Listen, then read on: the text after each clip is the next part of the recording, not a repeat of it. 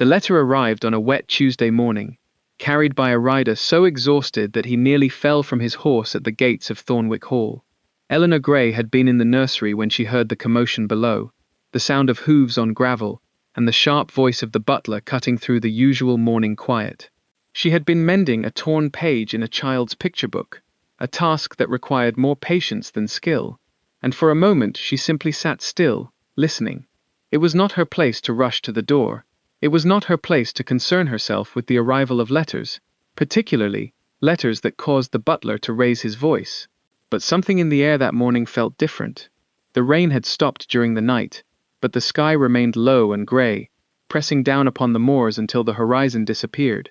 The house itself seemed hushed, as though it too were waiting. She did not learn the contents of the letter until much later, when the housekeeper, Mrs. Pemberton, came to find her in the upstairs corridor. Mrs. Pemberton was a tall, angular woman, with a face that rarely betrayed emotion, but that afternoon her expression was strained. She stopped Eleanor with a gentle hand on her arm, an unusual gesture from a woman who believed firmly in the proper distance between servants. "Miss Grey," she said quietly, "His Grace has asked that you attend him in the library at 4 o'clock. Eleanor stared at her. In the 3 years she had served as governess at Thornwick Hall, the Duke of Ashworth had never once asked to speak with her privately. She had seen him, of course. She had watched him ride across the moor on dark mornings, his collar turned against the wind. She had passed him in the great hall and received nothing more than a brief nod. He was a man who kept his own company, and the household had long since learned to accept his silences. He was not unkind, but he was distant, and his concerns were those of an estate that had once been prosperous and now seemed to be slipping slowly, year by year, into a quieter kind of ruin. "Has something happened?" Eleanor asked. Mrs. Pemberton's lips pressed together, and for a moment she looked as though she might say more, but she only shook her head. "Best you hear it from His Grace," she said. "But I would advise you to gather yourself, Miss Grey. Whatever you may feel about the matter, remember that he is still your employer." She left before Eleanor could ask another question. Eleanor stood in the corridor, the mended picture book still in her hands, and felt the first stirring of unease settle low in her stomach. There were 100 possible explanations for the Duke's summons, most of them ordinary. Perhaps he wished to speak about the youngest child's progress. Perhaps there was a question about the arrangements for the coming winter. Perhaps, though it seemed unlikely, he intended to dismiss her. But Mrs. Pemberton's warning had been too deliberate, too careful, and Eleanor had learned long ago to read the undercurrents in that house. Something had changed, something had shifted, and she was about to find herself caught in the middle of it. She spent the next hour in the schoolroom with little Miss Eliza, the Duke's niece, who was at that difficult age between infancy and childhood, when every lesson felt like a negotiation. Eliza was not a difficult child by nature, but she had spent the first years of her life without a mother, and her father, the Duke's younger brother, had died the previous winter, after a short illness. The child's grief still surfaced at odd moments, most often in the mornings, when she remembered that the man who used to carry her through the garden would not come again. Eleanor had learned to be patient with her, to allow her moments of silence, and to coax her back to the world with small, gentle tasks. That afternoon, however, Eleanor found it difficult to concentrate on the alphabet blocks spread across the table. She kept glancing toward the window, toward the grey sweep of the moors, and thinking of the hour approaching. At last she settled Eliza with a simple drawing exercise and excused herself to prepare. She went first to her own small room in the east wing, a narrow space that overlooked the kitchen garden. The room was modest, far smaller than the apartments occupied by the family, but Eleanor had made it as comfortable as she could. A few books on the shelf beside the bed, a pressed flower in a small frame, a blue wool shawl thrown across the back of the chair. She stood before the small mirror above the washstand and studied her own reflection. Her hair was dark, drawn back into a neat knot at the nape of her neck. Her face was pale, her eyes brown and serious. She had never thought herself beautiful, not in the way that mattered in the world beyond the servants' staircase. She looked, she supposed, exactly what she was: a governess, a woman of good education and uncertain future, dependent upon the good opinion of those who employed her. She smoothed the front of her grey dress, then changed into a slightly better one, a dark blue with a simple white collar. It had been her Sunday dress, once, but Sunday dresses had a way of becoming ordinary after enough years. She pinned her hair again, more tightly this time, and then she made her way down the long corridor toward the staircase. The library at Thornwick Hall was on the ground floor, at the far end of the house, and Eleanor had never entered it. It was the Duke's private domain, a room where he conducted his business and received those visitors important enough to be admitted to his company. The door stood closed now, the dark wood gleaming in the dim afternoon light. Eleanor paused before it, drew a slow breath, and knocked. The voice that answered was low and steady. "Come." She turned the handle and stepped inside. The room was larger than she had expected, 2 stories of books rising toward a ceiling that disappeared into shadow. A fire burned in the great hearth, throwing amber light across the carpet and the heavy furniture. The Duke stood near one of the windows, his back to her, looking out at the moors. He did not turn when she entered, and for a long moment neither of them spoke. Eleanor stood just inside the doorway, her hands folded in front of her, and waited. "Close the door," he said. She did, and the click of the latch sounded far too loud in the silence. The Duke turned then, and Eleanor saw his face clearly for the first time. She had glimpsed him before, of course, but never like this, never in the soft light of a fire with his features fully visible. He was younger than she had expected, though she knew from the household records that he had inherited the title at 25, after the death of his father. That had been 8 years ago, which made him only 33, but there were lines at the corners of his eyes that spoke of sleepless nights and difficult decisions. His hair was dark brown, his jaw shadowed with the beginnings of a beard, and his eyes, when they met hers, were the color of winter sea, cold and grey and unreadable. "Miss Grey," he said, "thank you for coming." "Your Grace," she replied, and dipped a small curtsy. He gestured toward a chair near the fire. "Please sit." She crossed the room slowly, aware of his gaze following her, and seated herself on the edge of the chair. The fire was warm, but she felt cold, her fingers chilled despite the heat. The Duke remained standing, his arm resting on the back of another chair, and for a moment he seemed to be considering his words. Then he spoke. "I received a letter this morning," he said, "from a solicitor in London. It concerns the estate." Eleanor waited. She did not know what this had to do with her, but she understood that she was about to find out. "The estate is in debt," the Duke continued. He spoke quietly, without self-pity, as though he were discussing the weather or the price of wool. "It has been in debt for many years. My father made investments that did not succeed, and the management of the land has suffered. I have done what I can to restore things, but the situation has become more serious than I allowed myself to believe. The solicitor informs me that the debts have reached a point where they can no longer be deferred. If action is not taken, the estate will be broken apart and sold." Eleanor felt a chill spread through her chest. She had known the estate was struggling. Everyone in the household knew that. But she had not understood the depth of the trouble. Thornwick Hall was one of the great houses of the county, its lands stretching for miles across the moors.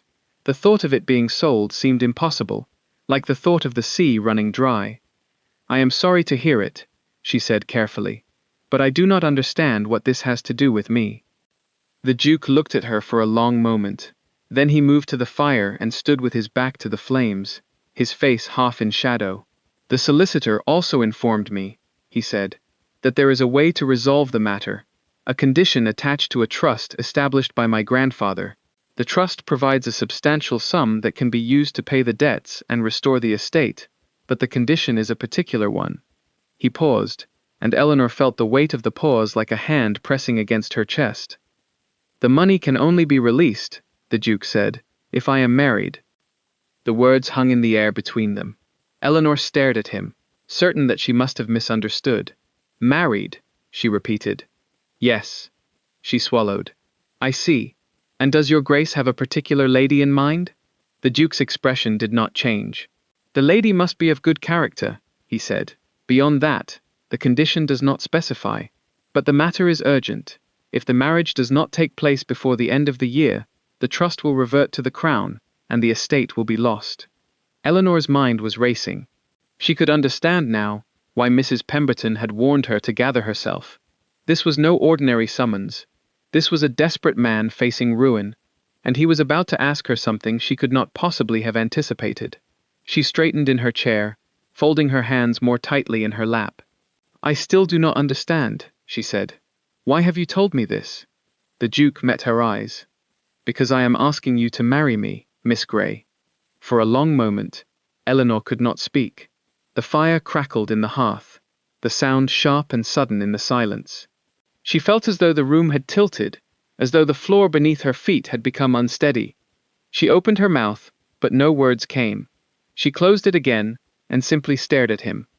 "I understand that this is unexpected," the Duke said. His voice was calm, too calm, as though he were discussing the terms of a contract rather than a proposal of marriage. "You are entitled to time to consider, but I would ask you to understand the urgency of the situation. If the marriage is delayed, everything I have worked to preserve will be lost." Eleanor found her voice at last. "But why me?" she asked. "I am a governess. I have no fortune, no connections. Surely there are women of rank and wealth who would be willing to marry a duke, even a duke in debt." A faint shadow passed across the Duke's face. "There are women who would be willing," he said. "But those women would expect a marriage in more than name. They would expect a partnership, a true union, and I am not in a position to offer that. What I need," he continued, his voice steady, "is a wife who understands the nature of the arrangement. A wife who will not expect affection, or love, or any of the things that are normally promised in marriage. I need a practical arrangement, Miss Grey. A marriage of convenience, nothing more." Eleanor felt a strange mixture of relief and disappointment settle in her chest. She did not know why the disappointment was there. She should have been relieved that he was not asking her to pretend to feelings she did not possess, but his words were so cold, so businesslike, that they made her feel like a transaction. Perhaps she was a transaction. Perhaps that was all this was. "And in return?" she asked quietly. "What would I receive?" The Duke nodded, as though he had expected the question. "You would receive security," he said. "A comfortable home, a position in society, and when the estate is restored, you would receive a settlement that would ensure your independence for the rest of your life. You would want for nothing, Miss Grey. You would simply live here, as my wife in name only, and carry out the duties required of a duchess. Nothing more would be asked of you." She looked at him, really looked at him, and for the first time she saw something beneath the cold surface of his expression. She saw weariness. She saw a man who had carried the weight of his name and his lands for too long, a man who had reached the end of his resources, and was now willing to bind himself to a stranger in order to save what remained. It was not love. It was not even affection. But it was honesty, and she could not bring herself to despise him for it. "I will need time to think," she said. "Of course." She rose from the chair, and the Duke straightened as well. For a moment they stood facing each other across the space of the firelit room, and Eleanor felt the strangeness of the moment pressing against her. This man, this distant, silent man, had just asked her to be his wife. She had never imagined such a thing happening. She had never imagined any man asking her to be his wife. She had long ago accepted that her life would be one of quiet service, of other people's children and other people's homes. And now this. "I will give you my answer within the week," she said. The Duke inclined his head. "That is all I ask." She turned and walked to the door, aware of his eyes on her back. Her hand was on the handle when he spoke again. "Miss Grey." She paused but did not turn. "Whatever your decision," he said, "I will respect it. You have my word on that." She nodded once, then opened the door and stepped out into the corridor. The air outside the library felt cool against her skin, and she stood for a moment with her back against the wall, her eyes closed, trying to steady her breathing. The house was quiet around her, the only sound the distant murmur of the servants going about their work. Somewhere above, in the nursery, little Eliza was waiting for her, drawing her pictures, and wondering where her governess had gone. The world was still turning, still moving, and Eleanor Grey, who had never expected anything extraordinary to happen to her, found herself standing in the corridor of a great house, with a duke's proposal ringing in her ears. That night, she lay awake in her narrow bed, and thought about the future.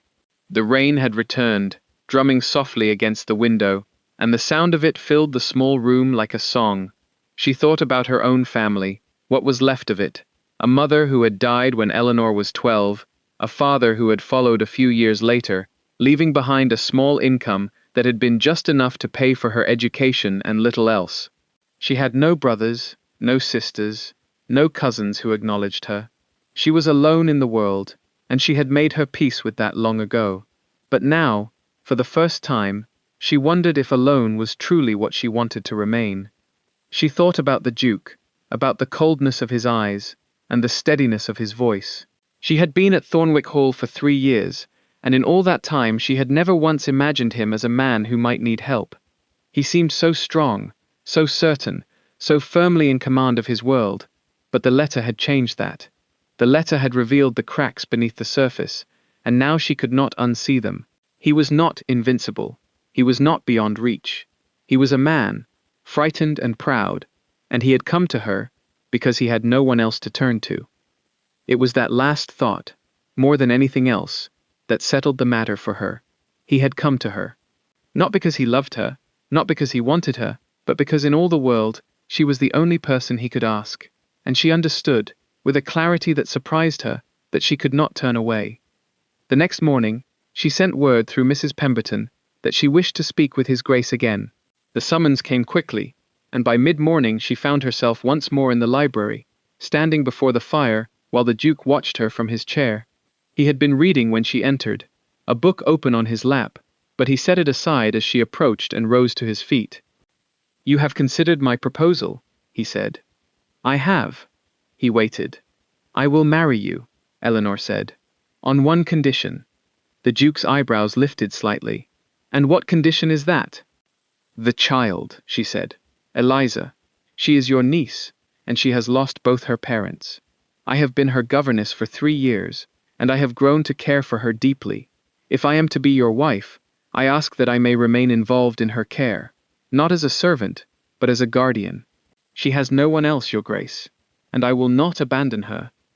For a long moment, the Duke simply looked at her. Then, slowly, something shifted in his expression, something she could not quite name. "You would make the child's welfare a condition of our marriage," he said. "Yes." He was quiet for a moment, and when he spoke again his voice was softer than before. "I had no intention of separating you from Eliza," he said. "She is fond of you, and you are right that she has no one else. If you wish to remain in her life, I will not object." "Then I accept," Eleanor said. The Duke stepped forward and extended his hand. She took it, feeling the warmth of his fingers close around hers. His grip was firm but brief, and when he released her, he stepped back again, as though the contact had been enough. "I will make the arrangements," he said. "The wedding will be small, quiet.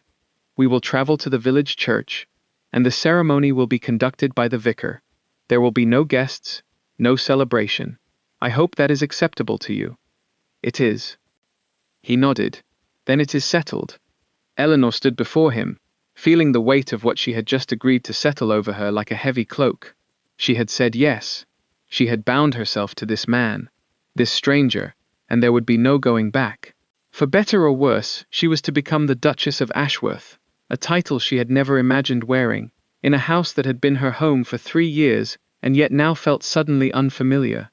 She turned to leave, but again his voice stopped her. "Miss Grey," he said, "thank you." She looked back at him, and for just a moment, his eyes were not cold. There was something there, a flicker of gratitude perhaps, or relief. Then it was gone, and he was the same reserved, distant man she had always known. "I will do my best to be a good wife to you," she said quietly. He inclined his head, "And I will do my best to be a good husband." The words hung in the air between them, and Eleanor felt a strange warmth spread through her chest.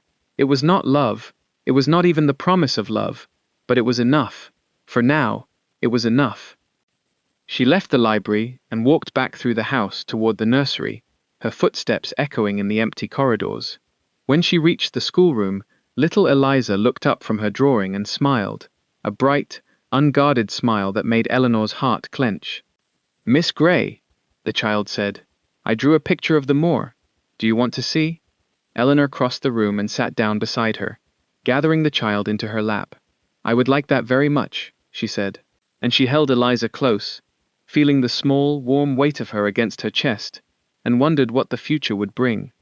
The wedding took place 3 weeks later, on a grey morning in late autumn, when the wind blew cold across the moors, and the trees in the park had lost nearly all their leaves.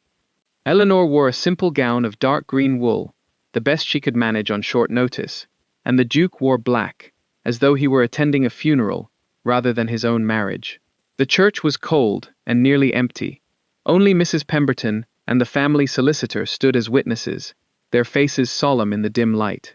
The vicar, an elderly man with a gentle voice, read the service with quiet dignity, and when he asked if there was any reason the marriage should not take place, no one spoke. Eleanor stood beside the Duke at the altar, her hands folded in front of her, and listened to the words of the ceremony, as though they were being spoken to someone else. She had imagined her wedding day many times as a girl, but it had never looked like this.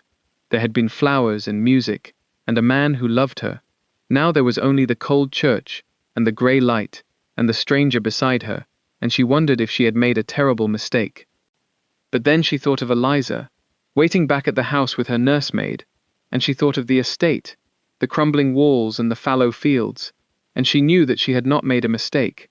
She had made a choice, and choices were not always comfortable. Sometimes they were simply necessary. When the ceremony ended, the Duke offered her his arm, and led her back down the aisle. His touch was light, impersonal, and she was aware of the formality of the gesture.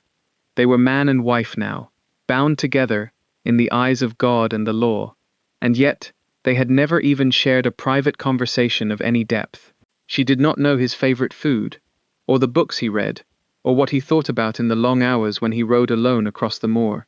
She knew only that he was a duke, and that he needed money, and that she had agreed to help him. It was a strange foundation for a marriage, but it was the only one they had. They returned to the house in silence, the carriage rattling over the rough road, and when they reached Thornwick Hall, the Duke helped her down from the carriage, with the same impersonal courtesy he would have shown a stranger. They stood together in the entrance hall, the servants lined up to receive them, and Eleanor felt the weight of their eyes upon her. She was no longer Miss Grey, the governess. She was Her Grace, the Duchess of Ashworth, and everything had changed. "I have arranged for you to move into the rooms adjoining mine," the Duke said quietly, as the servants dispersed. "If they are not to your liking, you may choose others." Eleanor nodded. "I am sure they will be fine." He looked at her for a moment, and then he did something unexpected. He reached out and took her hand, raising it briefly to his lips. The kiss was quick, barely a touch, but it sent a jolt through her that she could not explain. Then he released her and stepped back. "I will leave you to settle in," he said. "If you need anything, Mrs. Pemberton will assist you." He turned and walked away, his footsteps echoing on the marble floor, and Eleanor stood alone in the great hall, her hand still tingling where his lips had touched it. She looked around at the high ceilings, the portraits of his ancestors, the cold stone and dark wood, and she felt the full strangeness of her new position settle over her. She was a duchess now. She was the mistress of this house, and she had no idea what to do. The first weeks of her marriage passed in a blur of adjustments. Eleanor moved into the rooms adjoining the Duke's, a suite of elegantly furnished chambers that felt far too grand for her. She learned the names of the servants she had not known before, sat with the housekeeper to discuss menus and household accounts, and began the slow process of understanding exactly how much work was required to keep Thornwick Hall running. The Duke had not exaggerated the difficulties facing the estate. The household accounts were a tangle of unpaid bills and deferred expenses, and the servants' wages had been reduced more than once. The fields had been neglected, the tenant farms were struggling, and the house itself was in desperate need of repairs. But the money from the trust arrived within a fortnight of the marriage, just as the solicitor had promised, and for the first time in years, the Duke had the means to begin setting things right. He threw himself into the work with a quiet intensity that Eleanor had not expected. He rode out across the estate every morning, meeting with tenants and overseers, inspecting fences and drainage, and returning late in the evening covered in mud and exhaustion. He said little to Eleanor about his work, but she saw the effects of it. The tenants began to smile when they saw him, The fields began to show signs of care. The house, too, felt different. The servants moved more lightly, as though a weight had been lifted from them, and there was talk of repairs that had been postponed for years. Eleanor, for her part, found her own role in the household expanding. She had expected to be little more than a figurehead, a wife in name only who kept to her rooms and did not interfere. But the estate was too large, too unwieldy, for the Duke to manage alone. There were accounts to review, supplies to order, disputes among the servants to settle. Mrs. Pemberton had managed much of it for years, but she was growing older, and she seemed relieved to share the burden. Eleanor discovered that she had a talent for organization, for finding efficiencies and cutting waste without sacrificing the dignity of the house. It was not the life she had imagined, but it was a life, and she found herself taking satisfaction in it. The child remained her greatest comfort. Eliza had been confused by the change at first, uncertain why Miss Grey was no longer Miss Grey, and why she now sat at the breakfast table with the Duke, instead of in the nursery. But Eleanor had been careful to maintain their routine, to spend time with the child every day, and gradually Eliza had adjusted. She called Eleanor Aunt Eleanor now, a title that felt strange in Eleanor's mouth, but seemed to please the child. The Duke, too, began to spend more time with his niece than he had before. Eleanor would sometimes find them together in the nursery, the Duke reading aloud from a book, while Eliza listened with wide eyes. It was in those moments that Eleanor saw a different side of her husband, a gentleness that he kept hidden from the rest of the world. She and the Duke remained distant. They were polite to each other, courteous, but there was a wall between them that neither of them seemed willing to cross. They took their meals together in the dining room, seated at opposite ends of the long table, and their conversations were stilted, formal. He asked after her comfort. She asked about his work. They did not argue, did not quarrel, but they did not truly speak either. Eleanor had learned to accept this, to find her own ways to fill the empty hours, but there were nights when she lay in her large bed and felt the silence of the house pressing down upon her like a weight. She did not expect love. She had known from the beginning that the marriage was a practical arrangement, nothing more, but she had not expected the loneliness. She had not anticipated how strange it would feel to be married to a man who shared her home but not her life, to sit across from him at dinner and know that they were strangers. She had not imagined that she would begin to notice the way his hands moved when he spoke, or the sound of his voice in the corridor, or the faint scent of leather and horses that clung to his clothes. She had not expected to find herself watching him across the room, wondering what he was thinking, wishing that he would turn to her and say something real. It was not love, she told herself. It was simply proximity. She had been alone for so long, and now there was a man in her life, a good man, a handsome man, and her heart was responding in ways she had not intended. She would manage it. She would keep her feelings carefully contained, would not allow herself to hope for more than what he had offered. She was the Duchess of Ashworth, and she had a duty to perform. That was all. But then, on a cold evening in early winter, something shifted. The day had been difficult. A chimney in the east wing had begun to smoke badly, and one of the tenant families had lost a cow to illness, and Eleanor had spent hours in the estate office, trying to make sense of a discrepancy in the accounts. By the time she retired to the small sitting room adjoining her bedroom, she was exhausted. She had sent away her maid and sat alone by the fire, a book open on her lap that she had not been able to read. She had been sitting there for perhaps an hour when she heard the sound of footsteps in the corridor outside, followed by a soft knock on the door. "Come," she said, expecting one of the servants. But it was the Duke who entered, his hair damp from the rain, his boots still muddy from the fields. He stopped just inside the door, looking at her, and for a moment neither of them spoke. "I did not mean to disturb you," he said. "I saw the light under the door." Eleanor set aside her book. "You are not disturbing me. Please, come in." He stepped into the room, closing the door behind him, and stood awkwardly near the fire. Eleanor watched him, noting the weariness in his face, the shadows beneath his eyes. He had been working too hard, she thought, pushing himself too far. The estate was improving, but the work was endless, and he seemed determined to carry it all on his own shoulders. "Are you well?" she asked. He looked at her, and for a moment, Something flickered in his eyes. "I am well," he said. "And you?" "I am well." The silence stretched between them, not uncomfortable, but not easy either. Eleanor did not know what to say. She did not know why he had come. "I wanted to thank you," the Duke said at last, "for everything you have done, the household accounts, the arrangements with the tenants. I have noticed the difference."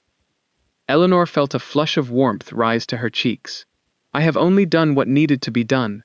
That is more than I had any right to expect." He paused, and then he moved to the chair across from hers and sat down heavily, as though the weight of the day had finally caught up with him. "I know that this is not the life you would have chosen," he continued. "A marriage such as ours, a house that was falling apart, a husband who spends more time in the fields than at home. I know that it is not easy." She studied him in the firelight, the strong lines of his face, the exhaustion that clung to him. "It is not the life I expected," she admitted. "But it is not a bad life. You have been kind to me, and to Eliza, and that is more than many women receive." He shook his head slowly. "Kindness is not enough, not for what you have given up." "I have given up nothing," Eleanor said quietly. "I was a governess, Your Grace. I had no family, no prospects, no future beyond the whims of those who employed me. Now I have a home, and a purpose, and a child who loves me. I have gained far more than I have lost." The Duke looked at her for a long moment, and she saw something shift in his expression, something that might have been surprise, or respect, or something else entirely. "You are an extraordinary woman," he said softly. Eleanor's breath caught in her throat. The fire crackled in the hearth, and the rain beat against the window, and the room seemed very small and very warm. She did not know what to say. She did not know what he meant by those words, or what she wanted them to mean. "I am not extraordinary," she said. "I am simply practical." He smiled then, a small, rueful smile that transformed his face. "Practical," he repeated. "Yes, I suppose that is one way to describe it." They sat in silence for a while, the fire warming the room, and Eleanor realized that something had changed between them. It was not love, not yet, but it was the beginning of something, a bridge perhaps, across the distance that had separated them. She did not know where it would lead, but she found that she was no longer afraid to find out. The Duke rose at last, moving toward the door. "I will leave you to your rest," he said. "But I would like to speak with you more, perhaps tomorrow, at dinner." Eleanor nodded. "I would like that." He paused at the door, his hand on the handle, and turned to look at her once more.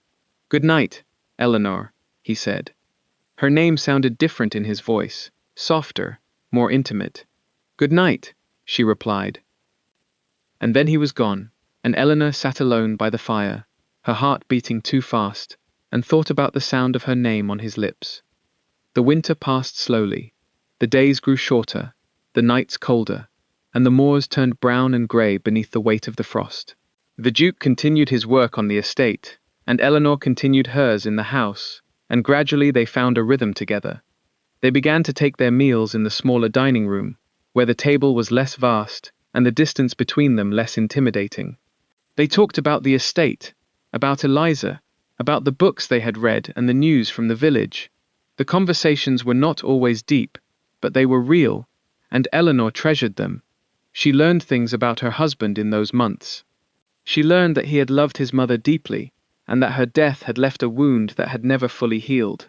She learned that he blamed himself for his brother's death, that he had encouraged the younger man to travel to London in the winter, and that the illness that had killed him had been contracted on the journey. She learned that the Duke carried his guilt like a stone around his neck, and that it was this guilt, more than anything else, that had driven him to save the estate at any cost. It was the last thing he had left of his family, and he would not let it slip away. She told him about her own past, about her parents, and the small house where she had grown up, about the long years of loneliness that had followed their deaths.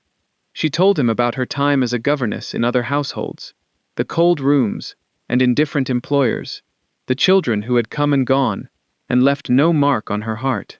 She told him about the day she had arrived at Thornwick Hall, and how the wild beauty of the moors had made her feel, for the first time in her life, as though she had found a place where she belonged. It was the closest thing to intimacy she had ever known, and she found herself craving more of it. She began to look forward to their dinners together, to the quiet hours they spent by the fire in the evenings. She noticed the way his eyes crinkled when he smiled, the sound of his laugh, low and warm. She noticed the strength of his hands, the way he moved through the house with an easy confidence that came from years of ownership. She noticed everything about him, and the noticing frightened her. She was falling in love with her husband. The realization came to her one night in late winter, as she lay awake in her bed listening to the wind howl across the moors. She had been thinking about him, as she often did now, replaying their conversations in her mind, remembering the way he had looked at her across the dinner table, and she understood, with a sudden, terrifying clarity, that she no longer thought of him as the stranger she had married. She thought of him as something else entirely, as someone she wanted to be near, someone whose voice made her heart quicken, someone she needed in ways she could not fully articulate. It was a dangerous thing, this love. She had promised herself that she would not fall, that she would keep her heart safely locked away. But the heart is not a thing that can be controlled, and Eleanor found that her promises meant nothing in the face of what she felt. She loved him, and there was nothing she could do to stop it. She did not know if he loved her in return. She did not dare to hope. He was kind to her, yes, and attentive, but he had been clear from the beginning that this was a marriage of convenience. He had offered her security, a home, a position. He had never offered her love, and she had no right to expect it. But the way he looked at her sometimes, the way his voice softened when he said her name, made her wonder if perhaps there was something more. The crisis came in the spring, when the thaw finally came, and the estate began to emerge from the long winter. It came in the form of a visitor, a woman from London named Lady Caroline Whitmore, who arrived at Thornwick Hall one afternoon, in a carriage that seemed too grand for the rough road that led to the house. Eleanor watched from the window, as the carriage pulled up before the door, and something in the way the Duke hurried to greet the woman made her stomach tighten. Lady Caroline was beautiful, in the way that women of wealth and privilege often are. She was tall and fair, with golden hair and pale blue eyes, and her clothes were cut in the latest fashion. She swept into the house as though she owned it, her voice carrying through the corridors, and Eleanor felt suddenly small and drab in comparison. She stood in the entrance hall, watching as the Duke bowed over the woman's hand, and she saw something in his face that she had never seen before. It was not love exactly, but it was familiarity. It was history. "My dear Ashworth," Lady Caroline said, her voice warm, "it has been far too long. When I heard that you had married, I could scarcely believe it. I had to come and see for myself." The Duke straightened, and Eleanor saw his expression flicker. "You should have written," he said. "I would have prepared for your arrival." "Nonsense," Lady Caroline said. "We are old friends. There is no need for preparation between old friends." Her gaze swept the hall and landed on Eleanor, and she smiled, a sharp, appraising smile that made Eleanor feel as though she were being weighed and found wanting. "And this must be your new bride. How charming." Eleanor stepped forward, forcing herself to smile. "I am Eleanor," she said. "Welcome to Thornwick Hall, Lady Caroline."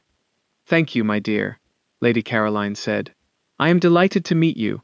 Ashworth has been keeping you hidden away out here, but I must say, I am surprised. You are not at all what I expected." Eleanor did not know how to respond to that, so she said nothing. The Duke stepped between them, his expression carefully neutral.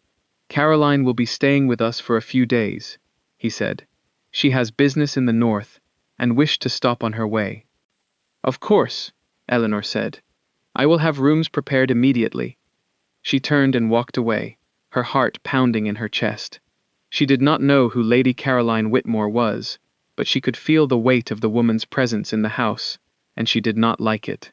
There was something in the way the Duke looked at her, something in the easy familiarity between them, that suggested a history Eleanor did not want to examine too closely. She learned the truth that evening, from Mrs. Pemberton, who had known the Duke since he was a boy. Lady Caroline Whitmore, it seemed, had been the Duke's intended bride years before. They had been engaged, the match arranged by their families, and everyone had expected them to marry. But then the Duke's father had died, and the extent of the estate's debts had come to light, and the engagement had been quietly broken. Lady Caroline had gone on to marry a wealthy baronet instead, a man who had since died, leaving her a widow with a considerable fortune. And now she had returned, beautiful and wealthy and free, and she was staying in Eleanor's house, looking at Eleanor's husband with the eyes of a woman who had once claimed him and might wish to claim him again. Eleanor sat in her room that night, her hands clasped tightly in her lap, and listened to the distant sound of laughter from the drawing room below. The Duke and Lady Caroline were down there together, talking and drinking and remembering old times, and Eleanor was up here, alone, pretending that she did not care. But she did care. She cared more than she could bear to admit. The thought of the Duke with another woman, with this woman, made her feel sick and hollow, and she realized with a cold certainty that her love for him was not something she could simply set aside. It was real, and it was consuming her, and there was nothing she could do to stop it. The next few days were a torment. Lady Caroline was charming and gracious, always polite to Eleanor, but there was an edge to her charm, a subtle condescension that Eleanor could not ignore. She spoke of London society and fashionable parties, of people and places Eleanor had never known, and she made it clear, without ever saying so directly, that she considered the Duchess of Ashworth to be beneath her. The Duke seemed caught between them, his usual reserve replaced by a strained politeness that made Eleanor's heart ache. She could see that he was trying to keep the peace, but she could also see that Lady Caroline's presence unsettled him in ways he did not want to acknowledge. On the third night of Lady Caroline's visit, Eleanor retired early. She could no longer bear to sit in the drawing room, listening to the other woman's laughter, and watching the way her hand sometimes brushed against the Duke's arm. She went to her room and sat by the fire, her book unopened on her lap, and tried not to think about what was happening downstairs. But the thoughts came anyway, crowding into her mind and refusing to leave. She imagined the Duke and Lady Caroline together, imagined them laughing at some private joke, imagined them remembering the love they had once shared. She imagined him realizing that he had made a mistake in marrying her, that he should have found a way to wait, that the beautiful widow who had once been his intended was the woman he should have chosen all along. She was still sitting there, lost in her thoughts, when the knock came at her door. She looked up, startled, and saw the Duke standing in the doorway. He had not changed for bed. He was still dressed in his evening clothes, though his cravat was loosened, and his hair was slightly disheveled. He looked tired, she thought, and there was something troubled in his expression. "May I come in?" he asked. Eleanor nodded, and he entered, closing the door behind him. He did not sit, but stood near the fire, his hands clasped behind his back. For a long moment he said nothing, and Eleanor waited, her heart beating too fast. "I owe you an explanation," he said at last. "About Caroline." Eleanor shook her head. "You do not owe me anything." "I do," he said firmly. "You are my wife. You have a right to know the truth." He paused, and when he spoke again his voice was quieter. "Caroline and I were engaged many years ago, before my father died. It was an arrangement between our families, but I believed myself in love with her. When the estate's troubles came to light, she broke the engagement. Her family could not risk the scandal of debt. She married someone else, and I did not see her again until she arrived here." Eleanor looked at him, at the shadows in his eyes, and felt a rush of compassion. "I understand," she said. "You loved her. It must be difficult to have her here." The Duke shook his head. "That is the thing," he said. "I thought I loved her once, but seeing her again, I realized that what I felt was not love at all. It was infatuation, perhaps, or the simple vanity of a young man flattered by the attention of a beautiful woman. But it was not love. Love is something different. Love is something I did not understand until recently." Eleanor's breath caught. She looked up at him, searching his face, and saw something there that made her heart pound. "What do you mean?" she asked.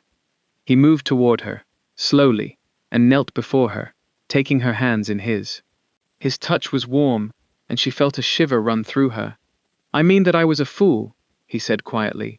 "I married you for the estate, for the money, for the chance to save what my family had built. I told myself that it was a practical arrangement, nothing more. But I was wrong. From the moment you walked into my library and told me that you would marry me for the sake of a child, I knew that you were not like any woman I had ever met. And in the months since, I have come to understand that my feelings for you are not practical at all." Eleanor stared at him, unable to speak. Her heart was racing, her thoughts tumbling over one another. She had dreamed of this moment, but she had never believed it would come. "I do not understand," she whispered. "You are saying that you—" "I am saying that I love you," he said. "I am saying that I have loved you for longer than I can admit, and that I was too much of a coward to tell you. I am saying that seeing Caroline here, seeing her in our home, has made me realize exactly what I have, and exactly what I could lose. And I am asking you, Eleanor, if there is any chance that you might feel something for me in return." For a long moment, Eleanor could not find her voice. She looked down at his face, at the vulnerability in his eyes, and felt tears prickle at the corners of her own. He loved her. The Duke, her husband, the man she had married for convenience, loved her. It was almost too much to believe. "I have loved you for months," she whispered. "I thought you would never see me as anything but a practical choice." He let out a long breath, and she saw relief wash over his features. "Then I am the luckiest man in England," he said, "because I have a wife who loves me, and I love her in return." He raised her hands to his lips and kissed them, gently, and Eleanor felt the warmth of the kiss spread through her entire body. Then he released her hands and cupped her face in his palms, and he leaned forward and kissed her properly, softly at first, and then with a growing passion that left them both breathless. When they finally pulled apart, the fire had burned low in the hearth, and the house was quiet around them. The Duke stood and drew Eleanor to her feet, wrapping his arms around her and holding her close. She rested her head against his chest and listened to the steady beat of his heart, and she thought that this was what she had been waiting for all her life. Not wealth, not position, not even security. Just this. Just the feeling of being held by someone who truly loved her. "I want to be a real husband to you," he murmured against her hair. "Not just in name, in every way." She looked up at him, and she smiled. "I want that too." He took her hand and led her out of the sitting room, through the door that connected her chambers to his, and into his bedroom. And there, in the quiet darkness of the winter night, the marriage that had begun as a transaction became something else entirely. It became a union of two hearts, two souls, two people who had found each other against all odds, and discovered that the love they had never expected had been waiting for them all along. In the months that followed, the estate flourished.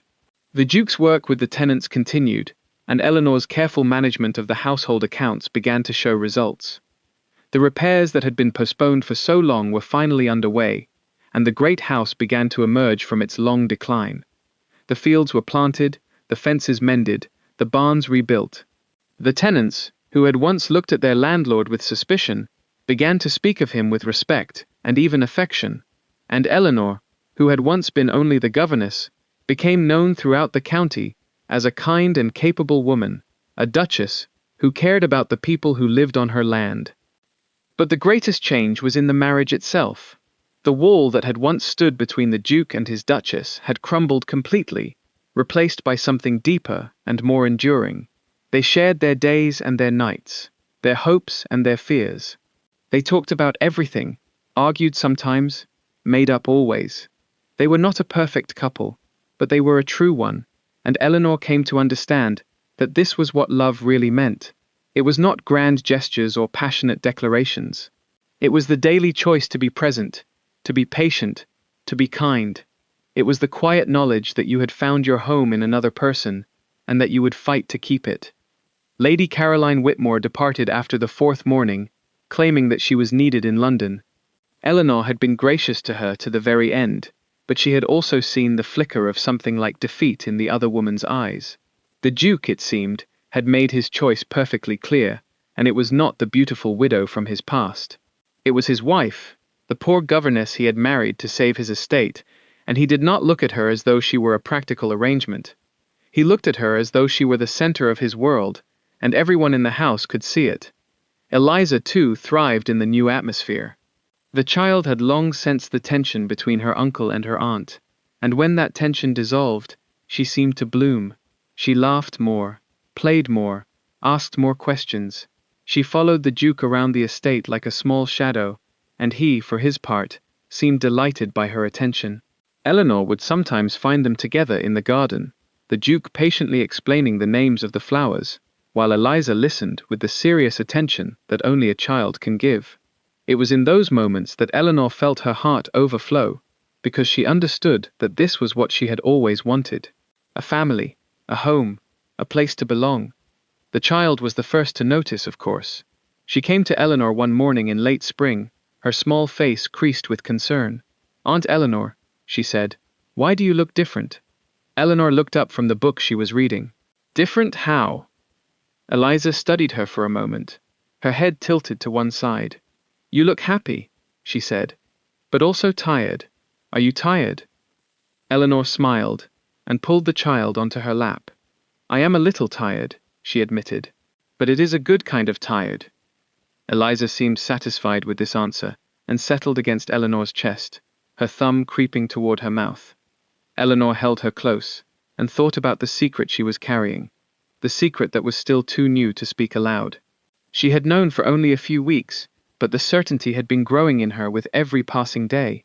She was carrying a child, the Duke's child, their child, and soon, when she was sure, she would tell him.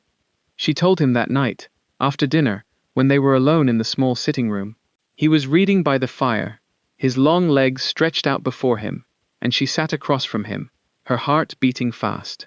She had rehearsed the words 100 times, but now that the moment had come, she found that she did not know how to begin. "There is something I need to tell you," she said at last. He looked up from his book, his expression shifting to one of concern. "Is something wrong?" "No," she said quickly. "Nothing is wrong." She took a deep breath. "I am with child." For a long moment, he simply stared at her. Then he set aside his book, and crossed the room in 2 quick strides, kneeling before her, and taking her hands in his. "Eleanor," he said, his voice rough. "Are you certain?" "I am certain," she said. "The doctor confirmed it this morning." He let out a breath that was half laughter, half sob, and pulled her into his arms. She buried her face in his shoulder, and felt his hands trembling against her back. "A child," he whispered. "Our child." She nodded, tears streaming down her cheeks. "Our child." They held each other for a long time, the fire crackling in the hearth, the house quiet around them, and Eleanor thought about all the paths that had led her to this moment, all the choices and chances and small miracles that had brought her here. She had been a governess, a woman with no family and no future. Now she was a duchess, a wife, and soon she would be a mother. It was more than she had ever dared to hope for, more than she had ever imagined possible. "I love you," the Duke said against her hair. "I love you more than I have ever loved anything." "I love you too," she replied. And in the warmth of that room, with the fire burning low and the night pressing close around them, Eleanor felt something settle in her chest, something that had been restless for as long as she could remember. It was peace, she realized. It was the quiet certainty that she was exactly where she was meant to be. The child was born in the depths of winter, on a night when the snow fell thick and fast across the moors. The labor was long and difficult, as the doctor had warned it might be, and the Duke paced the corridors of Thornwick Hall like a man possessed, unable to sit still, unable to eat or sleep. Mrs. Pemberton brought him tea that he did not drink, and Eliza, who was too young to understand what was happening, sat in the nursery with her nursemaid, and asked endless questions about why her aunt was making such strange noises. And then, just before dawn, the cry came. The Duke heard it from the corridor outside Eleanor's room, and he felt something break open inside him, something that had been held tight for too long. He pushed through the door without waiting for permission, and found his wife propped against the pillows, her face pale and damp with sweat, her arms wrapped around a small, squalling bundle. She looked up at him as he entered, and her smile was the most beautiful thing he had ever seen. "A son," she said. "We have a son." He crossed the room on legs that barely seemed to support him, and knelt beside the bed. He looked down at the baby, at the tiny face and the dark tuft of hair, and he felt tears sliding down his own cheeks. "A son," he repeated. "Our son." Eleanor held the child out to him, and he took him carefully, cradling the small body against his chest. The baby's cries quieted, and his eyes opened briefly, blinking up at his father. The Duke looked down at him, and thought about all the generations of his family, who had lived and died in this house, all the heirs and heiresses, who had carried the name of Ashworth through the centuries. And now there was this child, this new life, this proof that the love he shared with Eleanor would continue long after they were gone. "What shall we name him?" Eleanor asked. The Duke looked at her, at the woman who had changed his life in ways he could never have imagined, and he smiled. "We will name him after your father," he said. William Grey Ashworth." Eleanor's eyes filled with tears, and she reached out to touch her husband's face. "My father would have liked that," she said. "He always wanted a son." They sat together as the sun rose over the moors, the three of them, a family at last. And Eleanor thought about the letter that had arrived on that wet Tuesday morning, the letter that had changed everything. She had been a governess then, a woman with nothing but her own determination. Now she was a wife and a mother, the mistress of a great house, the woman the Duke of Ashworth could never live without. And she understood, with a clarity that settled deep in her bones, that the greatest blessings often come in the most unexpected forms. A letter, a proposal, a marriage of convenience, and a love that had grown, slowly and surely, until it filled every corner of her heart.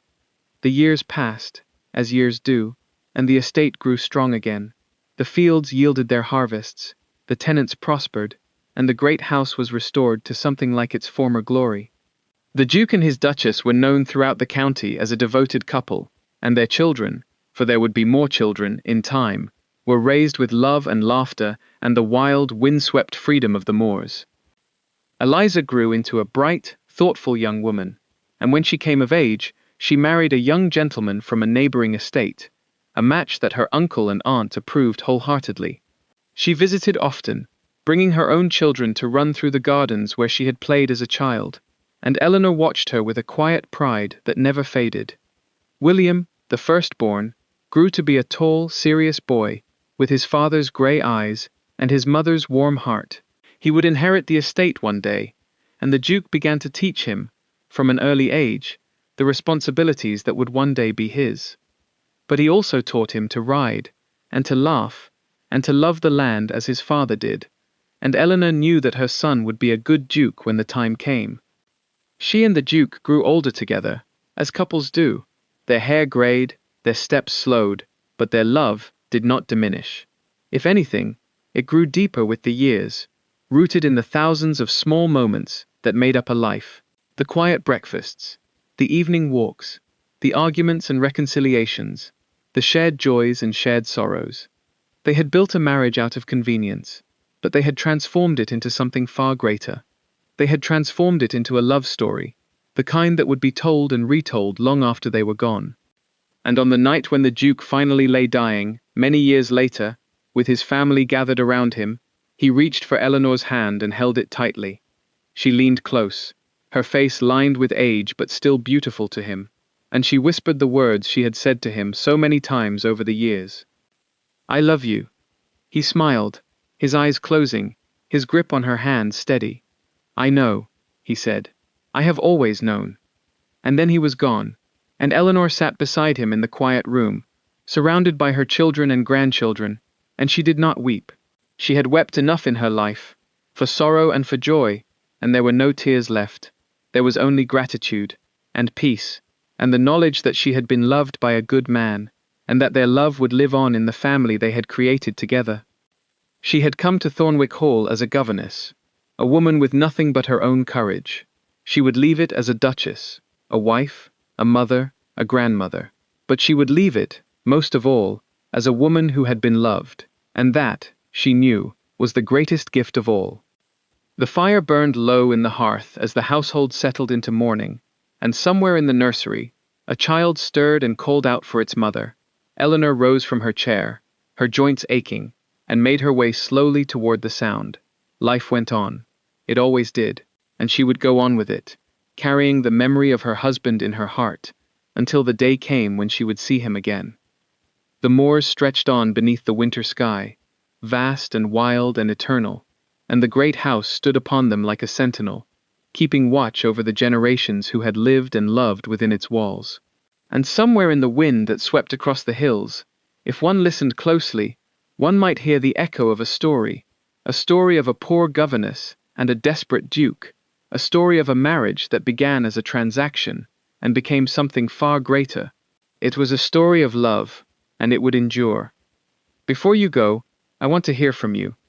If you were Eleanor, would you have accepted the Duke's proposal in that library? Tell me in the comments, yes or no, and why. I can't wait to read your answers. If you enjoyed this journey from a marriage of convenience to a love that defied all odds, please tap that like button and share this story with someone who loves historical romance as much as you do. And if you haven't already, subscribe now.